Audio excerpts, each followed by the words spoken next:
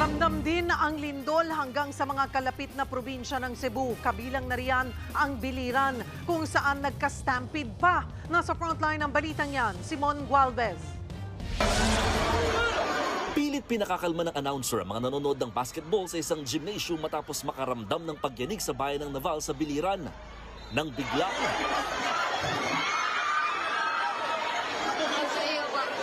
hindi na napigilang magpanik at magkagulo ang mga tao hanggang sa nagka-stampede kung saan isang napaulat na sugatan.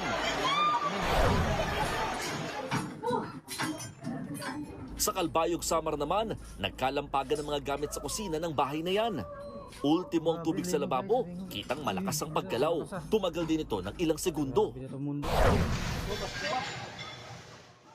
Nagbabagsakan naman ang mga gamit mula sa taas ng isang condominium building sa Iloilo City. Napatakbo tuloy palabas ng gusali ang mga residente.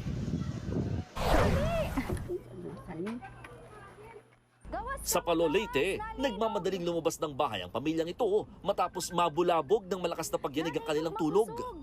Ayon sa mga residente, sa lakas ng lindol, para raw silang dinuduyan sa kanilang mga higaan.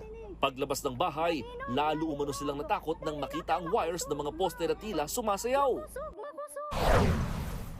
Sa Baybay City naman, napahinto ang mga driver sa lakas ng lindol. Ang isang truck umaatras sa bante pa sa lakas ng yanig.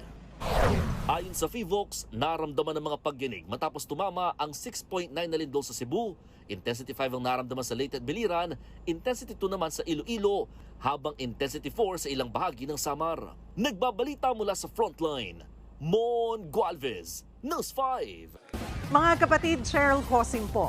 Maging maalam at may pakialam sa mga napapanahong issue at headlines. Mag-follow at mag-subscribe na sa social media pages ng News 5.